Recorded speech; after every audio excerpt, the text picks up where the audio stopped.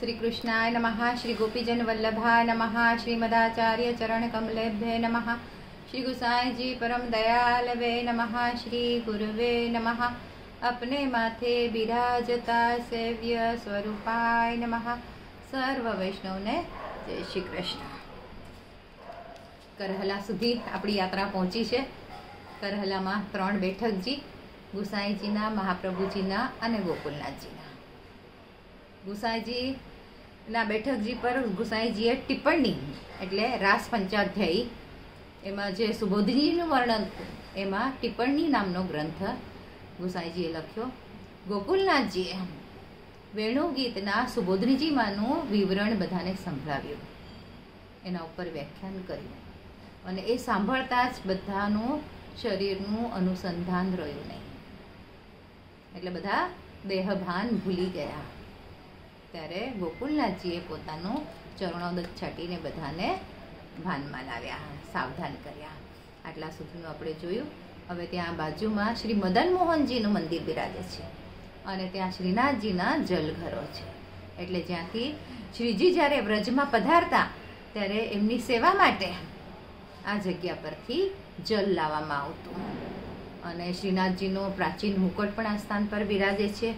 રાધાજીનું કંગન અહીંયા ખોવાઈ ગયું હતું, તો ઠાકોરજીએ કુંડમાં ઉતરી અને ત્યાંથી કંગણ શોધીને લાવ્યા હતા, એટલે કરહલા કંગન। એ કંગનના પણ બધાએ દર્શન કર્યા અને યાત્રા અહીં આ બીજા દિવસની અહીંયા પૂરી થાય છે। પછી રાતના શ્યામ સગાઈ આનો સુંદર મનોરથ બધાએ ઉજવ્યો। લગ્નનો મંડપ બેન્ડ બાજા સાથે આમ જાણે આમ સાચેમાં જ વરઘોડો નીકળ્યો હોય અને ખૂબ સુંદર રીતે આ બ્યાહ ખેલ વિવાહ ખેલ બધાએ માણ્યો। અને હવે ત્રીજો દિવસ શરૂ થવાનો છે। રાતના બધા જ આ વિવાહ ખેલનો આનંદ માણીને સૂઈ ગયા અને વહેલી સવારે ઉઠી ત્રીજા દિવસની યાત્રા શરૂ કરી। નિત્યક્રમથી બધા પરવારીને સાકરીખોર પહોંચી ગયા।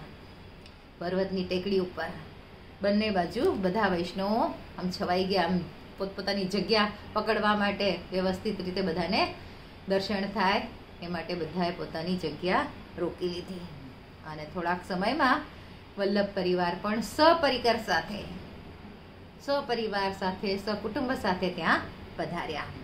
તો આ સાકરીખોર આનું નામ તો આપણે બધાએ સાંભળ્યું જ છે, તો એનું ખાસ મહિમા શું છે?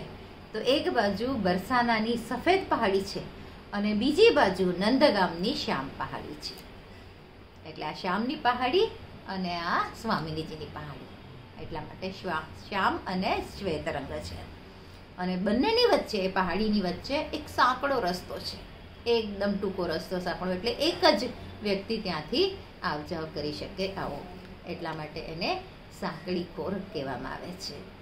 અને આ સ્થાન પરથી બરસાનાની બધી ગ્વાલનો મહી વેચવા માટે જતી, ત્યારે પ્રભુ પોતાના બધા સખાઓ સાથે અહીંયા એ લોકો પાસે દાન માંગતા।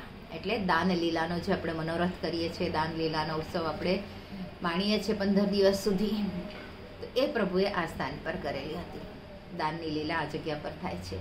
આજે પણ જ્યારે પણ યાત્રા અહીંયા પહોંચે છે ત્યારે બધા વલ્લભ પરિવારવાળા અને ત્યાંના વ્રજભક્તો અને આ યાત્રાળુઓ બધા મળીને આ મનોરથ ખૂબ ધૂમધામથી ઉજવે છે। એક બાજુ પર શ્યામની ટોળી, એક બાજુ પર રાધાજીની ટોળી અને સામસામો દલીલો થાય છે વ્રજ ભાષામાં। એટલી મીઠી બોલી અને એવી સુંદર મીઠી બોલીમાં એ લોકો આપણને આ અદ્ભુત દર્શન કરાવે છે। ત્યારે તો થોડા ક્ષણો માટે એમ લાગે છે કે આપણે તો સાચે જ સારસ્વત કલ્પમાં પહોંચી ગયા છે।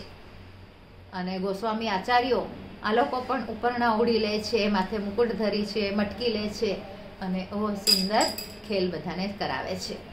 બહુ બેટીઓ જે બધી આવેલી હોય છે એ બહુ બેટીઓ પણ કેસરી ઉપરણા ઓઢીને અને ગ્વાલનનો સ્વાંગ રચે છે, ગ્વાલન બને છે અને મહીની મટકી માથે લઈ અને ત્યાં નૃત્ય થાય છે। એકબીજા પાસેથી દલીલ કરીને દાન માંગવામાં આવે છે અને આ અદ્ભુત નજારો એમ થાય છે સાક્ષાત પ્રભુ ત્યાં બિરાજ્યા છે। વલ્લભ બાળકો તો છે જ સાક્ષાત અને સાથે બહુ બેટીઓ પણ ગોપીઓનું સ્વાંગ રચે છે। અને આ લીલાના દર્શન જોઈને આમ આપણે ધન્ય ધન્ય થઈ જવાય છે. અને આ જ પાછો મનોરથ રાતની રાસલીલામાં પણ બ્રજ ભક્તોએ બધાને માણ્યો હતો. આવી રીતે ત્રીજો દિવસ પણ અહીંયા પૂરો થાય છે. હવે આગળ અહીંથી યાત્રા વધવાની છે નંદગામ તરફ. નંદગામમાં પણ 3 દિવસનો મુક્કામ રહેશે. તો આજ માટે આટલું જ. આજના મારા વચનોને પ્રભુ ચરણોમાં સમર્પિત કરું છું. કૃષ્ણાર્પણમસ્તુ. જે કાંઈ ભૂલચૂક થઈ હોય તે માટે ક્ષમા ચાહું છું. જય શ્રી કૃષ્ણ.